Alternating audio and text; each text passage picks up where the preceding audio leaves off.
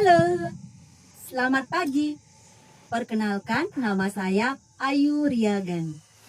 Saat ini saya sedang ditemani oleh bunda-bunda yang cantik.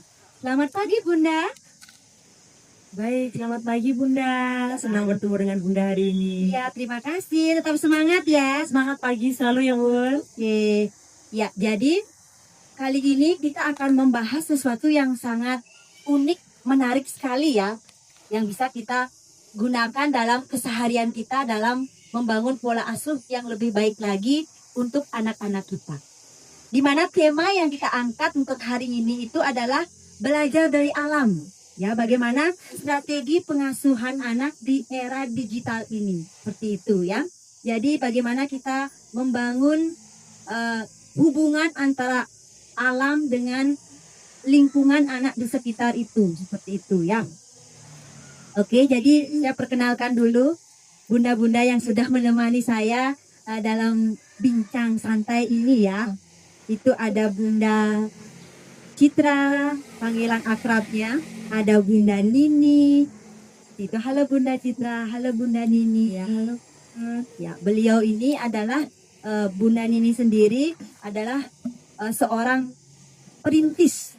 Ya, perintis sebuah sekolah alam yang ada di Kabupaten Tabanan, dan bisa dikatakan bahwa sekolah alam Ahmad Agustus ya, itu menjadi sekolah alam yang satu-satunya ya di Kabupaten Tabanan.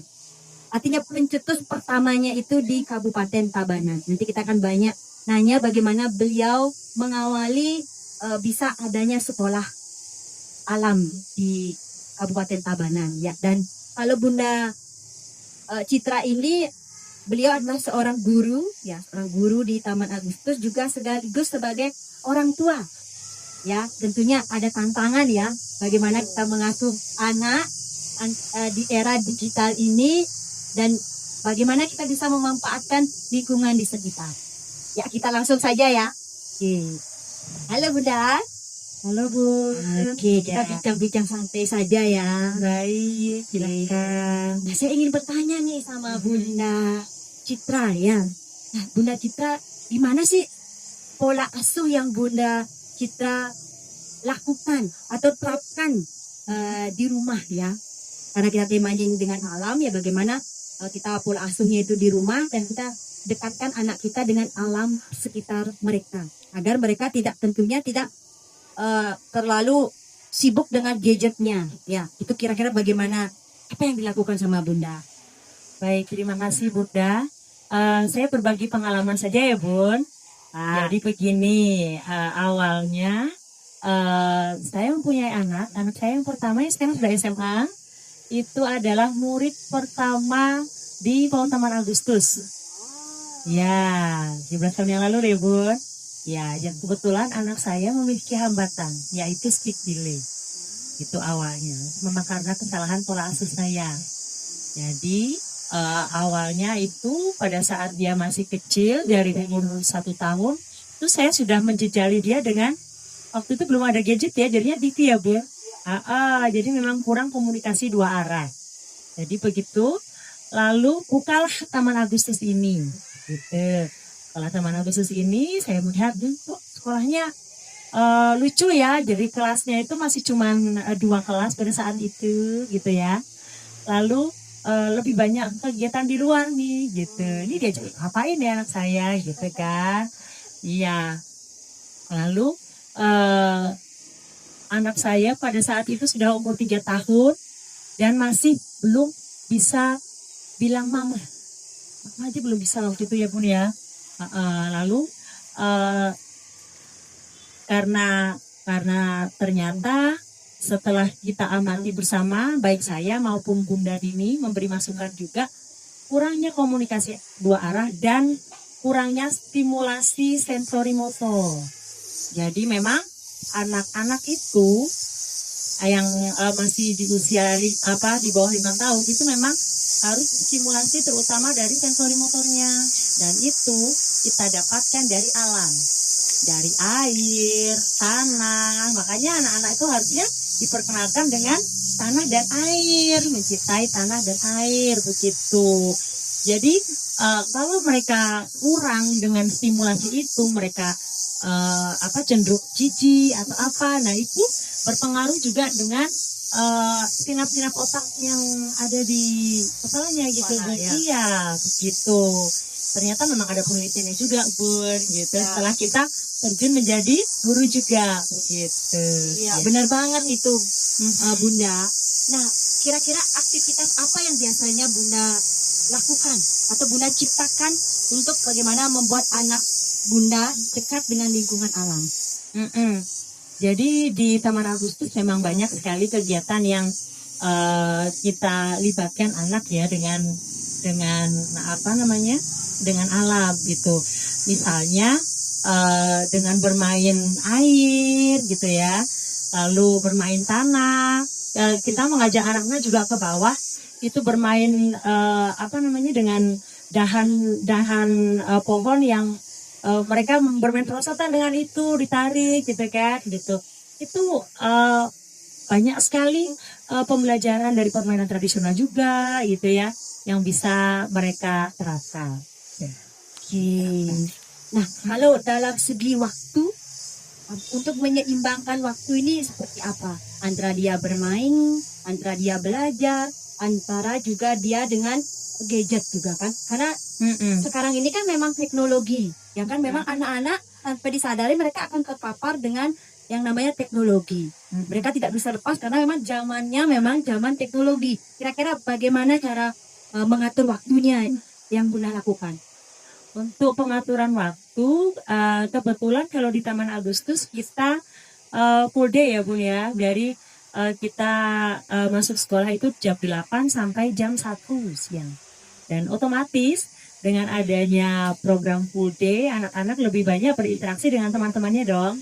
Ya gitu, jadi mengurangi juga penggunaan gadget begitu ya. Dan kita juga memberikan informasi juga kepada orang tua untuk lebih bijak membagi waktu, lebih banyak ke family time begitu ya. Dan kita memberikan inspirasi berupa kegiatan dalam video kegiatan pembelajaran yang kita share. Biasanya seminggu sekali itu kita kompilasi dan itu dapat dijadikan referensi untuk orang tua berfamily time bersama keluarga di rumah begitu, bisa dijadikan kegiatan itu. Wah, menarik sekali ya. Nah, tentunya ada tantangan-tantangan tersendiri yang dialami oleh Bunda sebagai orang tua dan juga sebagai pendidik dalam kita mengkolaborasikan lingkungan alam itu ya dalam pola asuh kita terhadap anak kita. Itu seperti apa? Tentunya kalau kita di sekolah alam tantangannya itu kita lebih banyak mendapatkan pertanyaan yang tidak bisa diprediksi. Nah, itu dia. Jadi banyak pertanyaan-pertanyaan ini apa ini Bu ini? Dan kadang-kadang namanya anak-anak itu kan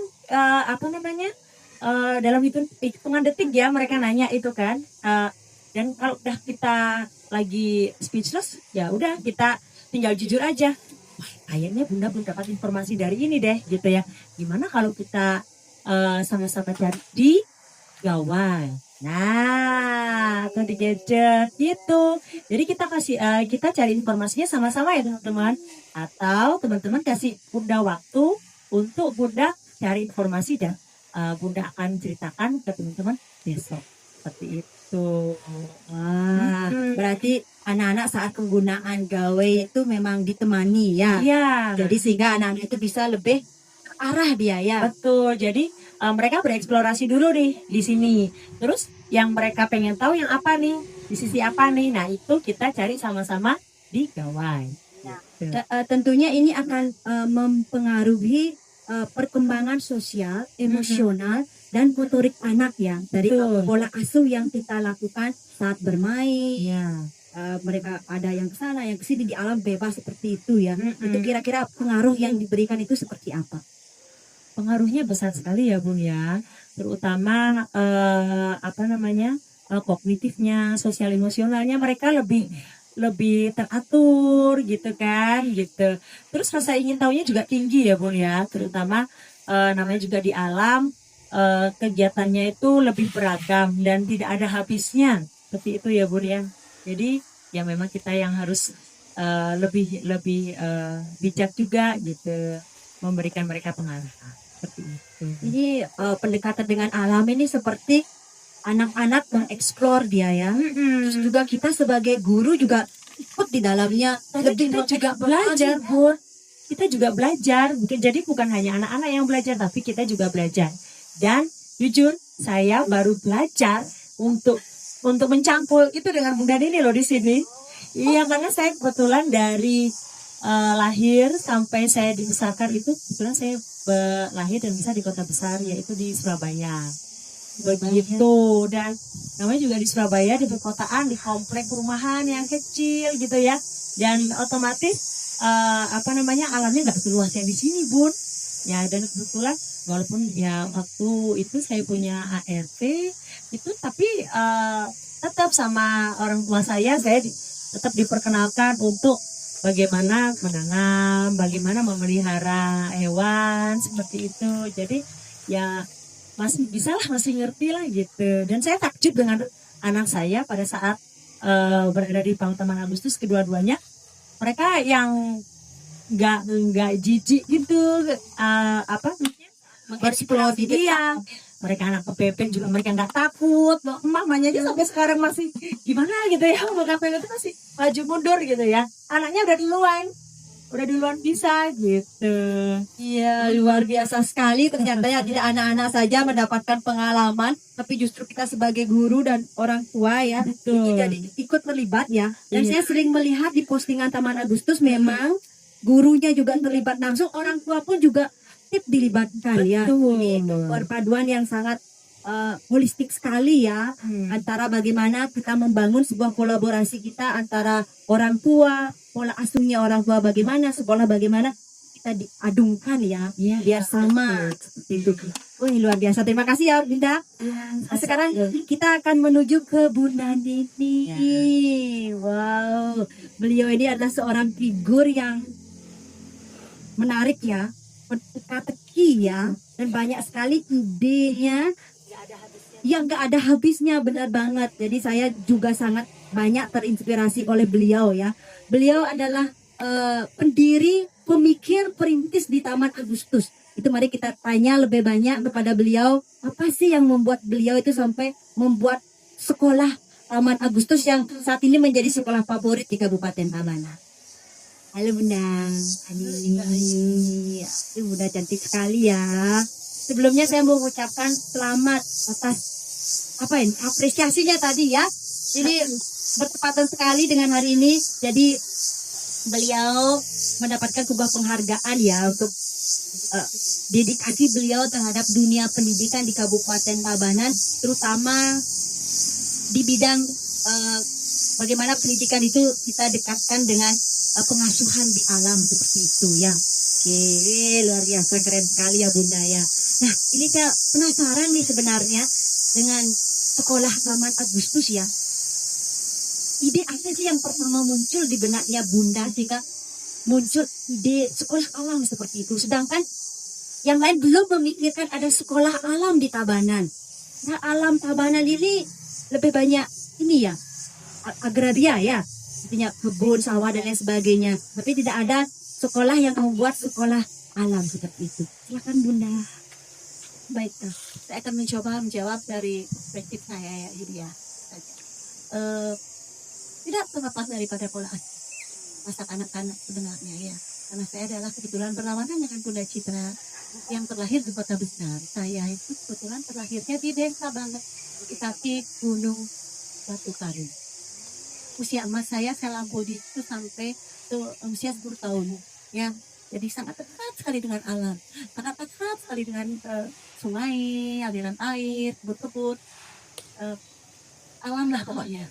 Nah begitu tahun 2000, tahun 97 sebenarnya tepatnya, terbeli lahan ini oleh kakak saya, ya seperti saya tepatnya, luas. Jadi saya seperti merasa kembali ke masa kanak-kanak saya yang penuh dengan cerita indahnya. Jadi kemudian disusul juga kemudian saya punya cucu. Tentu saja saya yang lumayan rajin membaca kitab sih sebenarnya ya. Dan saya melihat fenomena terkini tentang kesalahasuhan anak ya. Waktu itu tidak fenomena sekarang sih ya, anak-anak berkebutuhan khusus itu, tapi sudah mulai merebak ya, sudah mulai merebak. Contohnya anaknya bunda kita yang pertama itu ya, suatu kebetulan mengalir air aja sebenarnya. Cucu saya yang terbiasa dibesarkan di rumah besar ini, di rumah mereka, kemudian saya bawa mereka sekolah ke sekolah yang konvensional, yang ya tembok, tidak ada halaman, histeris ya, histeris karena dia biasa lepas seperti ini di sini ya, di alam ini. Kemudian akhirnya nggak pikiran belum lalau ya, aduh gimana ya gitu, akhirnya nggak berhenti 1 tahun tidak sekolah karena memang umurnya masih kelompok bermain tapi tidak danger banget ya. Nah, akhirnya mau dia sekolah karena terpaksa mungkin ya mau, tapi sekolahnya pun agak terbuka karena di musola terbuka ya, di tidak dalam situasi yang konvensional tapi terbuka lebih gastuh. Mulai saya berpikir, dan kebetulan eyangnya yaitu besan saya yang saya pulang membicarakan di bulan Agustus, makanya tahun Agustus ya, aduh gimana sih sebaiknya gitu rumah besar ini gitu loh, cucu-cucu juga yang waktunya sekolah gitu loh, tetapi pasti dia tetap bisa ngurusin rumah dan hobi gitu. Dan PAUD yang hadir seperti jamur di musim hujan saat itu ya, akhirnya saya putuskan dengan bantuan seorang konsultan memutuskan mendirikan sekolah PAUD yang berwawasan lingkungan alam ini ya, yang menggusung bahwa sebaiknya anak itu memang belajar di alam, karena kita adalah Indonesia bukan hanya Tabanan loh, negara agraris ya, kita selamatkan jamrut dan peristiwa. Bener banget. Jangan sampai berubah jadi ladang beton ya, mulai dari diri sendiri, mulai dari lingkungan sekitar, sehingga mereka menjadi lebih mencintai alam. Sederhana seperti itu saja sebenarnya Bunda Yai. Idenya seperti itu Iya. ya. Kita ingin memberikan ruang yang seluas-luasnya kepada anak untuk mengembangkan idenya itu ya. Idenya seperti apa seperti itu ya. Nah, selama pengalaman Bunda ini kira-kira ada 15 tahun ya pengalaman membangun sekolah ini. Nah, kira-kira selama proses pembangunan, artinya proses kita merintis ini, proses kita berproses selama 15 tahun itu, perubahan apa yang Bunda lihat di dalam perilaku anak? Banyak sekali dari seperti tadi saya bilang, fenomena anak-anak berkebutuhan khusus itu banyak ya semakin sini ya, dimana salah satunya mereka mengalami gangguan taktil karena sensori motornya tidak terstimulus dengan baik. Lihat debu jijik, lihat lemek-lemek jijik, sangat memperhatikan sekali, nginjak rumput geli. Nah seperti itu. Jadi ketika mereka mulai berkabung, ini baik disadari atau tidak oleh orang tua mereka. Lalu yang disadari oleh orang tua mereka berarti sudah bahaya bang, ya bahaya banget sebenarnya sudah. Jadi orang tua yang menyadari menyekolahkan anaknya di sini untuk kita bantu menstimulus apa sih kebutuhan mereka. Ya aspek-aspek perkembangan mereka bisa terstimulasi dengan baik. Ya janganlah kognitifnya dulu, paling tidak motoriknya lah. Ya untuk kasarnya, lalu gimana dia melangkah dengan baik, bagaimana dia bisa meloncat, menjaga keseimbangannya, karena banyak yang datang ke sini, maaf ya, di jalan yang miring ke sana aja mereka merangkak loh. Jalan di sini datar, sedikit miring ke situ mereka merangkak, takut dengan ketinggian ya. Padahal landai ya, masih merangkak naik ke dalam tangga yang tinggi 20 cm pun mereka belum mampu, karena saking seringnya banyak tolongan dari warga rumah.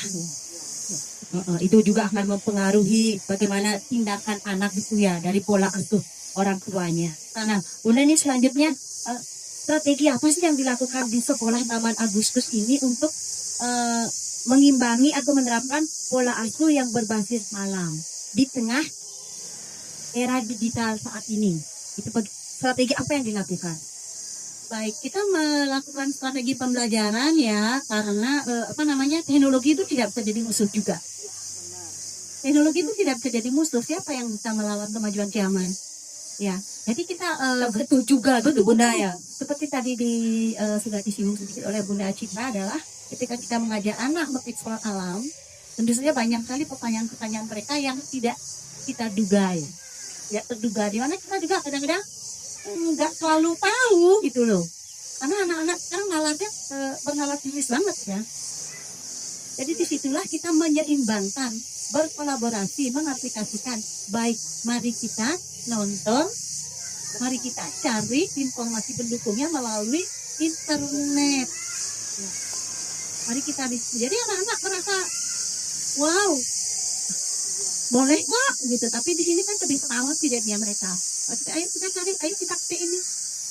Ya, justru ketika anak itu ada pendampingan itu mereka jadi lebih terarah ya. Saya ada gadget ini untuk apa seperti itu ya. Karena memang di sekolah didampingi dan kita juga arahkan kepada orang tua ini untuk kita dampingi seperti itu ya. Nah kira-kira ini kan menjadi tantangan ini. Ya kan? Tapi terkadang juga anak-anak kita juga akan sangat tertarik dia kepada dunia maya juga kan. Nah itu kita bagaimana peran aktif sekolah yang menerapkan berbasis alam itu untuk mengatasi kan pasti ada yang canduan ya gadget itu di mana mereka tidak bisa lepas dari gadget itu. Kira-kira bagaimana yang kita lakukan kalau dari segi strategi Taman Agustus?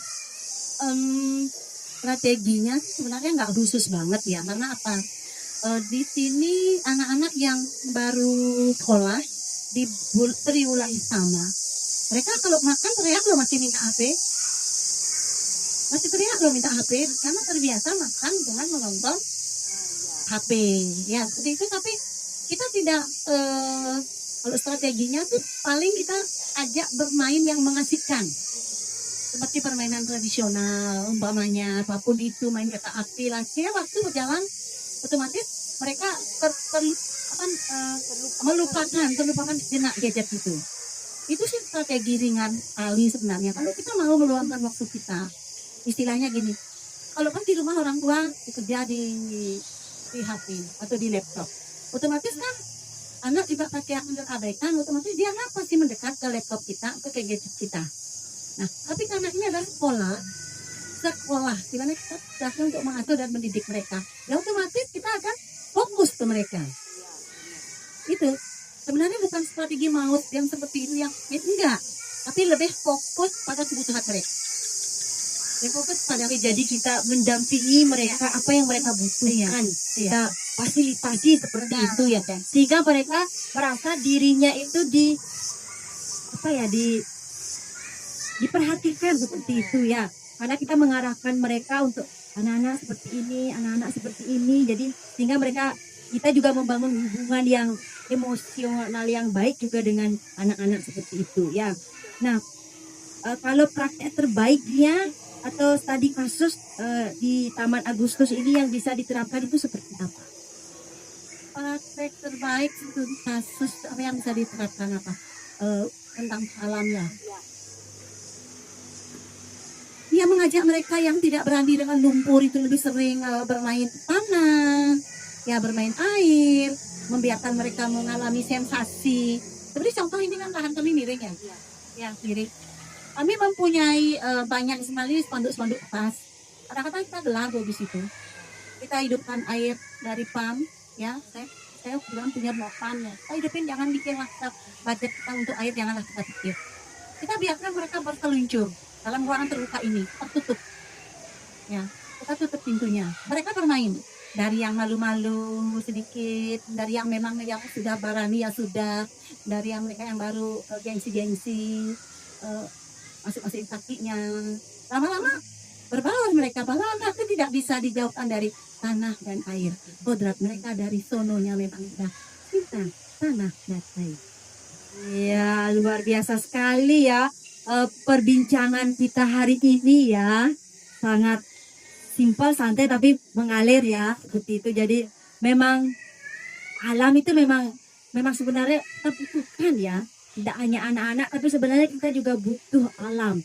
Contohnya seperti saya ini lebih banyak terpapar dengan laptop seperti, dan sekali saya juga membutuhkan bagaimana kita berkebun, kita menyiram seperti itu, dan itu justru memberikan inspirasi baru, memberikan pikiran yang lebih fresh seperti itu ya. Jadi sangat menarik sekali perbincangan kita ini dengan alam sebagai cara pengasuhan yang baik gitu ya untuk anak-anak kita di tengah derasnya pengaruh digitalisasi ya.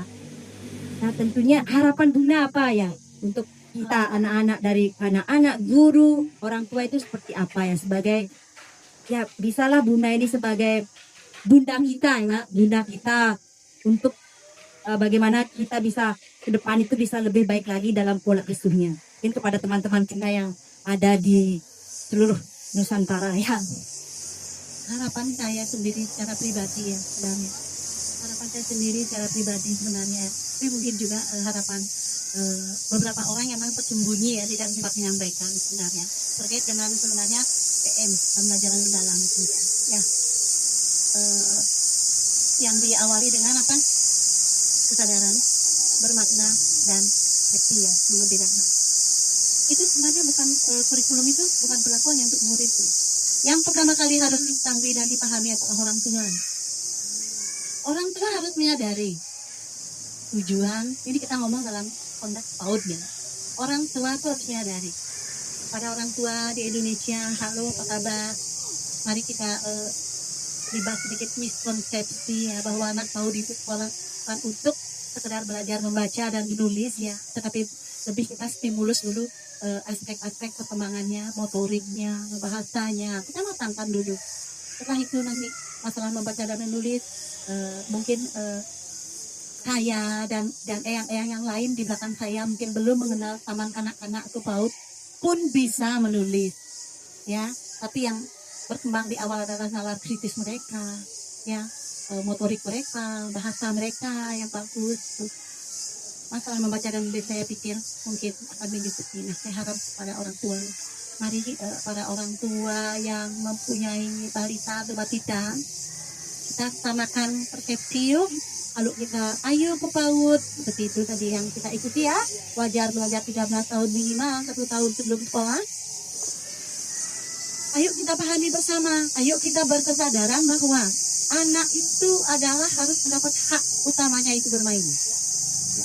Mari kita ajak anak kita tahu untuk mengambil haknya sebagai anak, yaitu bermain. Kalaupun di situ ada faktor pembelajaran yang harus didapat, belajarku adalah bermainku. Bisa diberikan tidak secara khusus, tidak secara ngedrel di atas meja, tetapi bisa sambil lalu karena saya sekolah alam. Mungkin sekarang jatuh tulisannya ya, biasanya di setiap pohon ada tulisan. Pohon jati, kamboja, dan lain sebagainya. Itu mereka akan belajar secara tidak langsung. Nah, di samping orang tua sudah kesadaran, ya, memaknai. Oh, aku nyekolahin anak supaya anak itu mendapat teman. Tadi sadar bukan sekolah kan, harus sekolah dapat teman dan bahagia dia memberikan makna pengasuhannya kepada anak, pada buah hatinya, bukan hanya menggrill, memberikan tuntutan-tuntutan bahwa anak PAUD-nya harus bisa ini itu dan berbondong-bondong mengeleskan anak yang seharusnya belum waktunya. Boleh, tetapi tunggu minimal kelas 3. Sehingga si anak itu juga berkesadaran apa tujuannya untuk les. Disadarkan dulu, les itu apa kira-kira tujuannya. Kalau kamu ingin begini-begini, kalau Ananda ingin begini-begini, kita berikan dia ilustrasi. Akhirnya dia sadar untuk les. Bukan anak yang baru melek, yang harusnya masih bermain di ayunan, yang sudah diajak untuk les. Ya, kemudian dipamer-pamerkan, anak itu dong sudah bisa baca. Fenomena sekarang anak bisa baca kan tidak paham artinya. Makanya kenapa pendidikan literasi harus ditingkatkan. Saya berterima kasih sekali dengan bantuan televisi digital dari Bapak Presiden. Terima kasih Bapak Presiden Prabowo. Sangat membantu sekali. Sudah sampai sudah pasangan sudah saya pakai dan sangat membantu sekali. Sehingga mereka bisa mencari informasi pendukung dari pembelajaran mereka, apa yang mereka inginkan, sehingga kita bisa membimbing mereka, menuntun mereka untuk bermain gadget itu kata. Oh iya, jadi bisa ini salah satu cara menyeimbangkan ya, menyeimbangkan antara mereka pembelajaran di alam dengan pembelajaran di gadget itu. Terutama saat cuaca tidak bersahabat, terlalu panas atau terlalu hujan, mari kita di dalam menonton. Ya, dan silakan kalian mau mencari channel apa. seperti itu. Ya Bunda. Pesan-pesan saya, ayo kita ketahui tetapi berikan diri kita kesadaran dulu bahwa tujuannya bukan untuk membaca dan menulis, tapi menstimulus aspek-aspek perkembangan pada anak sehingga anak kita siap dan matang menuju jenjang selanjutnya yaitu SD. Iya. Ya, wow, luar biasa sekali Bunda ya. Perbincangan kita ini semoga memberikan inspirasi kepada para guru, para orang tua, ya bagaimana kita membangun pola asuh yang seimbang. Ya bagaimana kita mereka dekat dengan sopan santun, sikap, karakter juga mereka sehingga mereka bijaksana di dalam memanfaatkan situasi kondisi yang ada, terutama dalam pemanfaatan dan penggunaan teknologi itu ya. Jadi untuk hari ini saya mengucapkan banyak terima kasih kepada Bunda Nini yang sangat saya hormati, yang sangat saya cintai, kepada Bunda Citra atas waktunya yang begitu berharga menyempatkan kita untuk say hello ya, bertegur sapa dengan sahabat-sahabat kita yang ada di luaran sana yang juga masih bingung bagaimana ya pola asuh saya sudah benar apa tidak, bagaimana ya cara saya mengatasi anak saya yang suka main gadget seperti ini ya. Siapa tahu nanti bisa ke Taman Agustus ya. Paling tidak ilustrasi ya. Ya ilustrasi ya gitu. Oke Bunda, terima kasih. Terima kasih Sama-sama yuk, ya. sukses ya. Ya terima kasih, mohon doanya Bunda. Ya. Dadah.